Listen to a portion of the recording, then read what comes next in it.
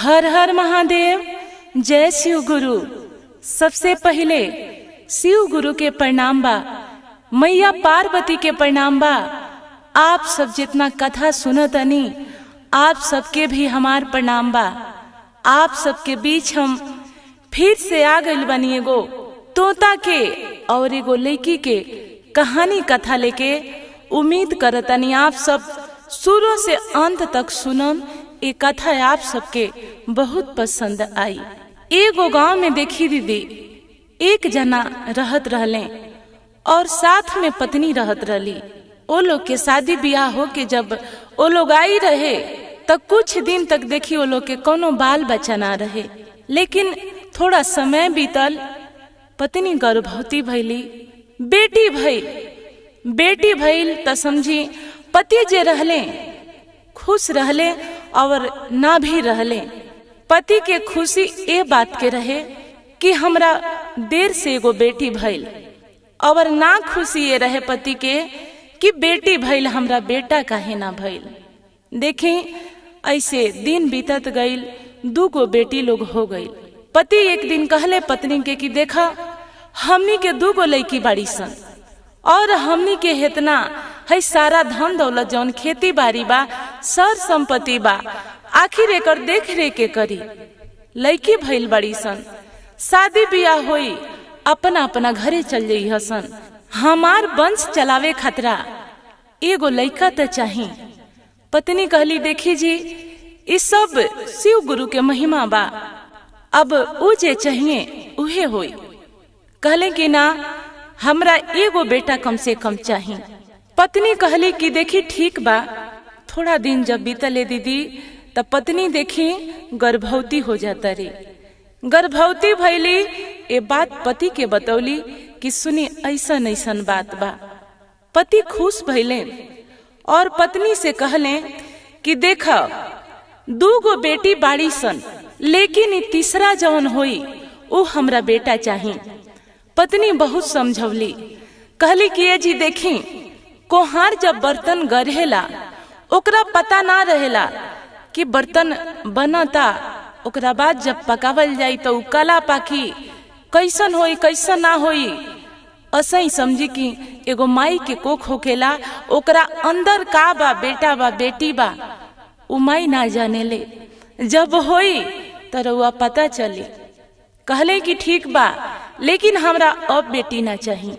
देखिए दीदी 9 महीना पूरा हो गई, पूरा भइल, पत्नी के तबीयत खराब भइल और जब पैदा भइली तो वो दूगो जे लड़की रहलो ओकरा बाद भी देखी एगो लड़की पैदा हो जाता रही। पैदा भइली तब पति के देखी कतही खुशी ना रहे, काहे कि पति पहले से चाहत रहले कि हमरा बेटा चाहिए। लेकिन आप सब भी जानतनी कि बेटा बेटी पैदा कईल ये पत्नी के हाथ में ना होखेला। ये भगवान जानता रे, शिव गुरु जानतनी कि का होई और का ना होई। मन मोटाव हो गई पति पत्नी में। थोड़ा समय निकलल, पत्नी समझौली, कहली कि देखी मन के उदास मत करी। ये दुनिया में बहुत लोग के बेटी बाड़ी सन और आज बेटी का से का नहीं खीस करत। आज बेटी बेटा से कहीं कम नहीं खीसन कि 3 गो बेटी हो गई सन, बहुत हो गई। और देखी करे के बात रहल, बुढ़ारी जब समय होखेला तो आज के जमाना जवन बा उ बेटा से बढ़ के आज बेटी करतारी सन। बहुत लोग के बेटा के देखले बानी कि बेटा रहते हुए मतारी बाप भटकता, खैला पर मजबूर बा। लेकिन एक हगो हम बेटी देखतनी कि आज बाप मतारी के सहारा बनल बड़ी सन। ऐसे रुआ मन छोट ना करी।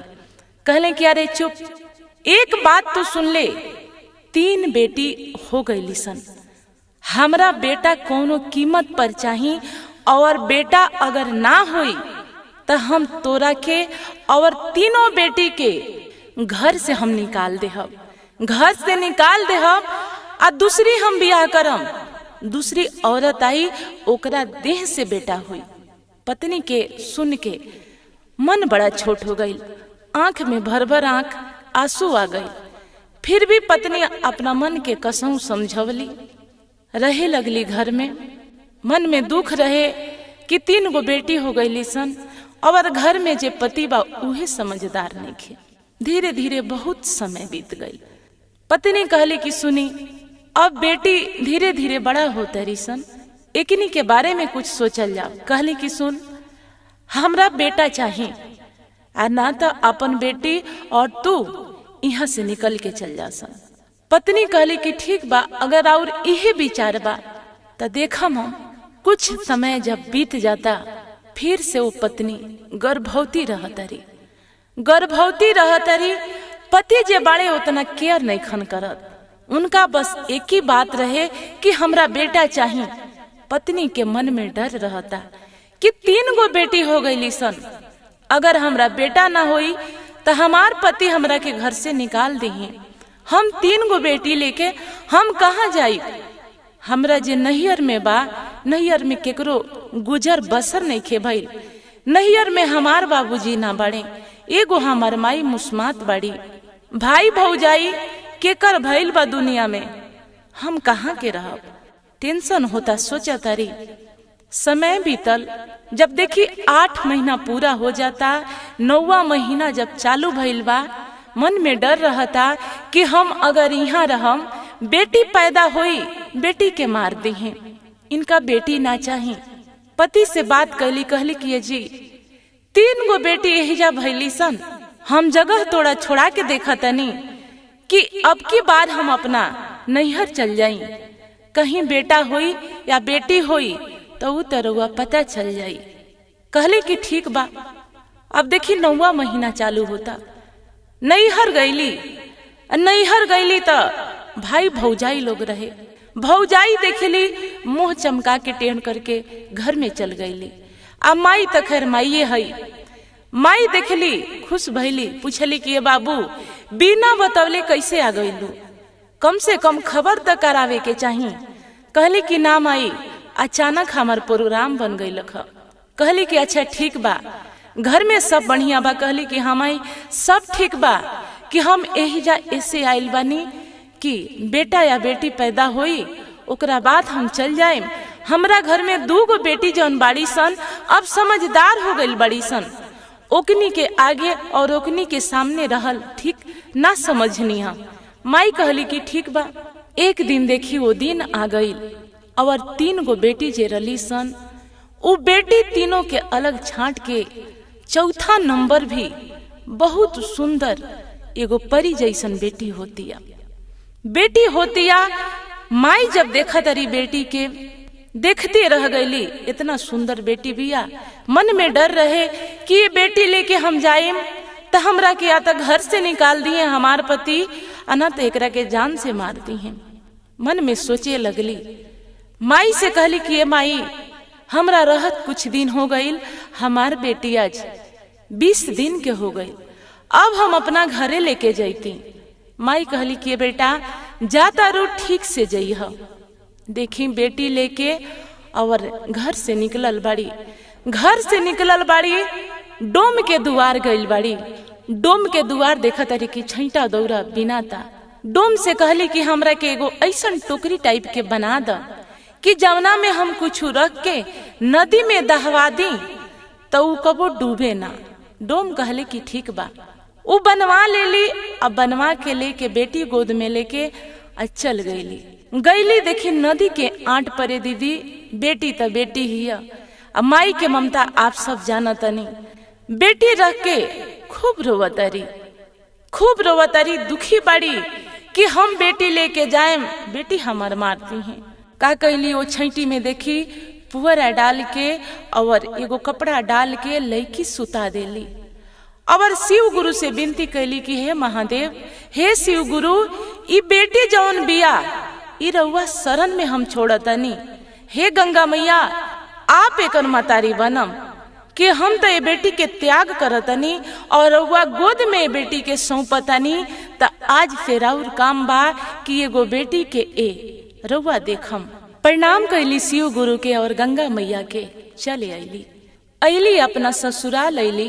पति पे नजर पड़ल। पति पूछले कि अरे ऐसे खाली खाली कैसे आवतरू? तहरा तो बेटा होके वाला रहे, का भइल?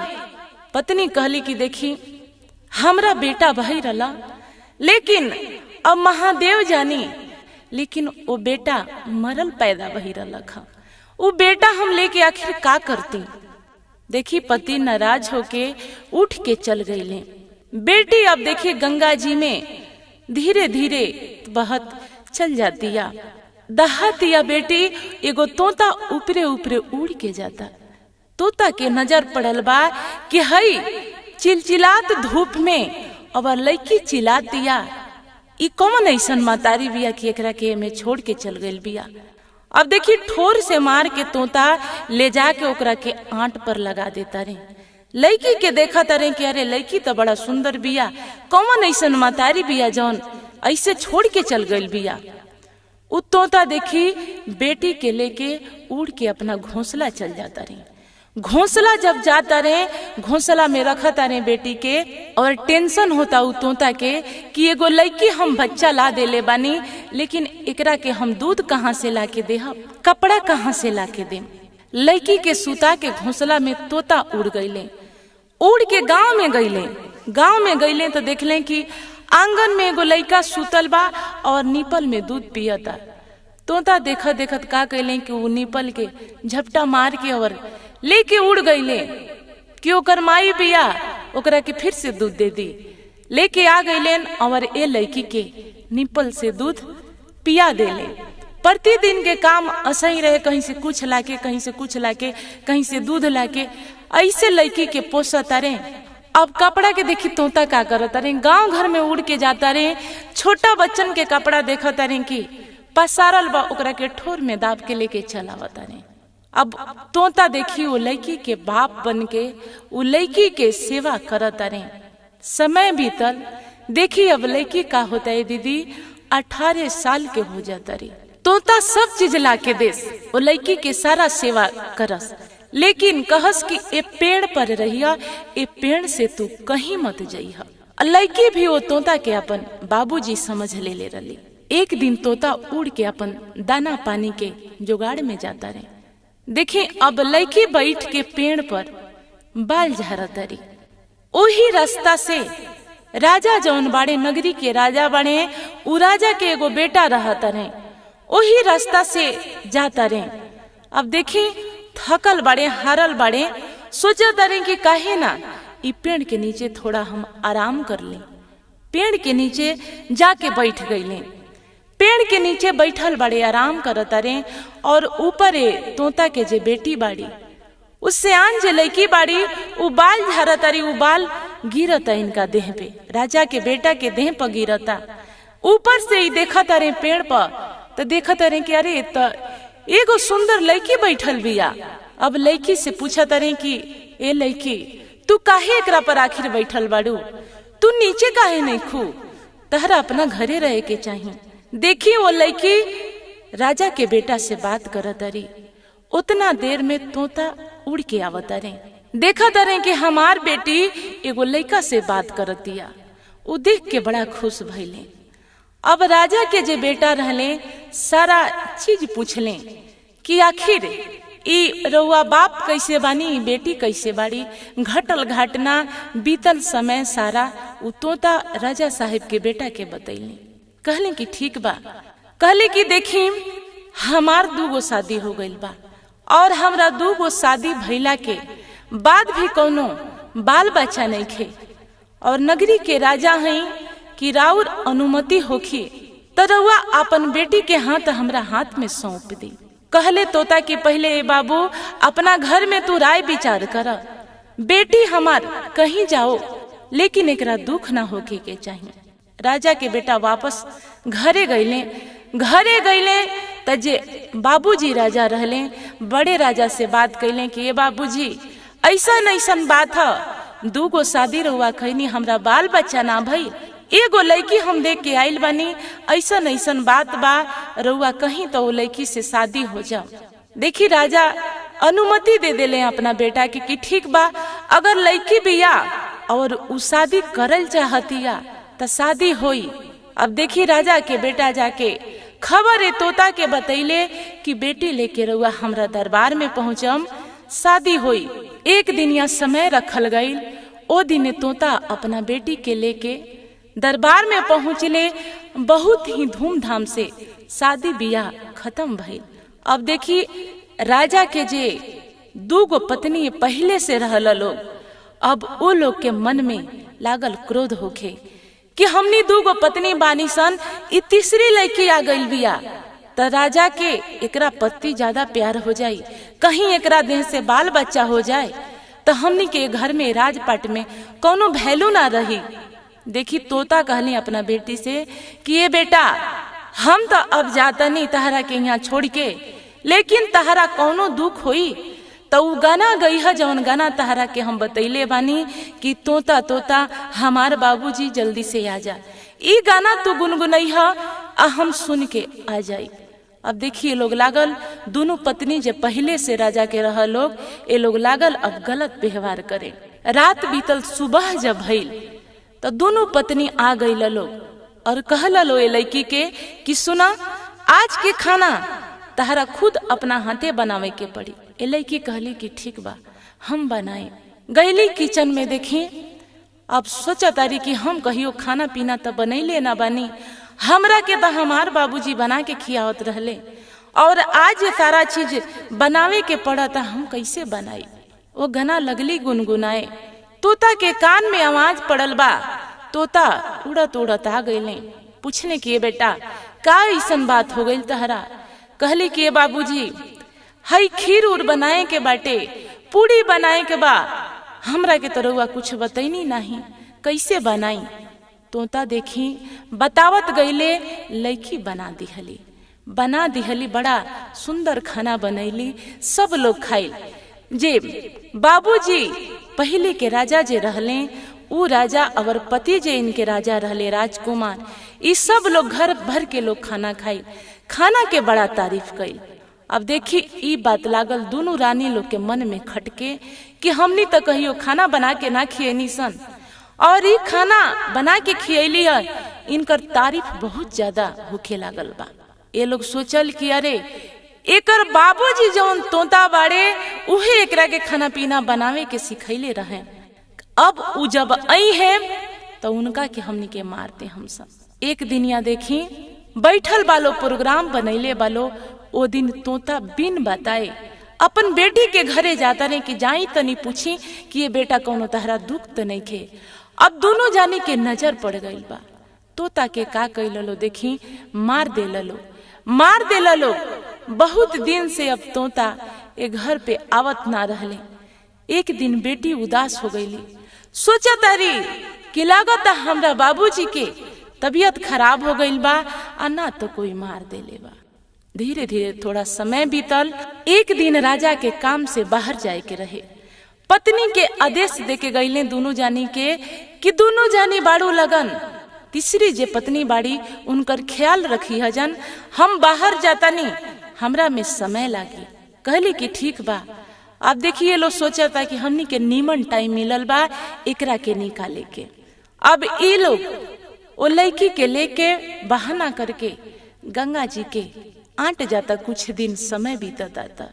अब देखी गंगा जी के आंट जाता, वहां जाके एगो नाव खेवे वाला नैया जवन रहता ओकरा से बात करता कि हई लड़की के बेचे के बा, तू जितना पैसा देबा उतना हमनी ले लेम सन, ई लड़की के तू लेके चल जा।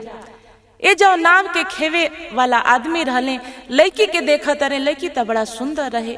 अब पैसा दिहले ई दोनों रानी लोग के, कहले कि ठीक बाटे, आप सब घर जाई, आज से ही हमार पत्नी बाड़ी। ये लोग दोनों जानी घरे आ गए। अब देखी नाव चलावा तारे, जबरदस्ती बैठैले बाड़े, चिल्ला तारी।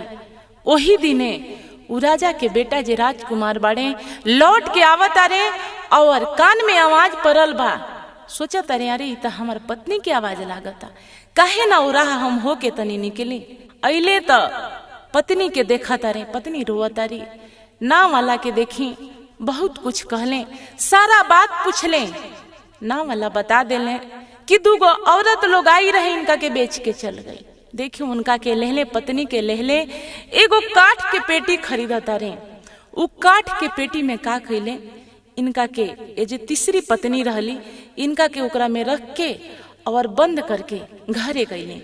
घरे गईले दोनों पत्नी लोग से पूछा तारे कि ऊ कहाँ बाड़ी। कहला लोग कि देखी रउआ राजा साहब जब काम से बाहर गईनी हाँ तो ऊ पता ना घर से निकल के कहाँ चल गईली हम। कहले कि सही बात साच बात बता दे बजा, कुछो ना कर, गलत बोलबो जा, ई ठीक ना होई। कहली लोग कि अरे राजा साहब यही बात है। कहले कि ठीक बाटे, अगर ये बात है तो तहनी के आज हम परीक्षा ले हम, तहनी ले जाके इनका के कहीं बेचले रहलू हजा, ई लेके हम आइल बनी, काठ के पेटी में बाड़ी और केकरो बात पे हम विश्वास नहीं करत, लेकिन आज तीनों के परीक्षा लेवे के पड़ी आ तहनी के देवे के पड़ी। देखिए आग ले आके कुछ दूर फैला देलन राजा साहब और कहले कि आग पे तहनी तीनों जानी के चले के बा, तीनों जानी के चले के बा, हमार जवाब मिल जाई। आग बिछा देहले, पत्नी के कहले पहले वाली गईली गोड़ जर गई, दूसरी वाली गईली गोड़ जर गई, तीसरी वाली जे रहली तोता के जे बेटी रहली ऊ गईली देखी उनकर गोड़ ना जरल। रानी के कहले कि देखा जा ई तहनी ठीक ना कैलू हजा, लेकिन आज से तहनी के प्रति हमरा कोनो प्यार नहीं खे, तहनी ये राजपाट में रही जान, लेकिन ये जे कैलू हजा ये सही नहीं खे। 3 नंबर वाली जे पत्नी रहली उनका के लेके राजा साहब अब दूसरा वाला महल में चल गईले, ये लोग के यही जा छोड़ देले। धीरे धीरे देखिए दीदी समय बीतल तो वो लड़की के देह से देखी एगो पहले बेटा होखतने। राजा साहब बहुत खुश और राजा साहब के बाबूजी जे पहिल का राजा रहतरे वो भी बहुत खुश। पूरा राजपाट नगरी में पूरा मिठाई बंटवावल गईल, पार्टी रखल गईल। देखी खुशी खुशी सब लोग रहता परिवार में। ए तोता के बेटी जे रहली 3 नंबर के पत्नी जे राजा के रहली कहली हे महादेव देखी आपके कृपा से सब चीज भइल बा, रउआ हमरा के कोनो चीज के कमी नहीं खी कैले, कोनो चीज से हम दुखी नहीं खी, एगो बेटा भी दे देनी, ए राजपाट के रउआ राज चलावे वाला चिराग भी दे देनी, लेकिन एगो रउआ ए राज में एगो लक्ष्मी दे देती, बेटी दिहती। देखिए वो प्रणाम शिव गुरु के स्वीकार भइल और कुछ ही दिन बाद एगो बेटी भी हो जाती है। सब लोग अब खुशी खुशी रहे लागल। ये दोनों जे रानी रहल लोग ये अपना गलती के पछतावा कैलो कि हे राजा साहब गलती हो गई हमनी से, माफ करी, लेकिन आज से इनकर बेटा इनकर बेटी हमनी के भी माई कहियसन, हमनी के भी बाल बच्चा बाड़ा सन। आज से लोग के 3 गो माई बाड़ी सन, आज से कोनो गलती ना होई, अगर गलती कोनो हो जाए तो रउआ हमनी के राजपाट से निकाल दे हम। देखी सब लोग अब खुशी खुशी रहे लागल।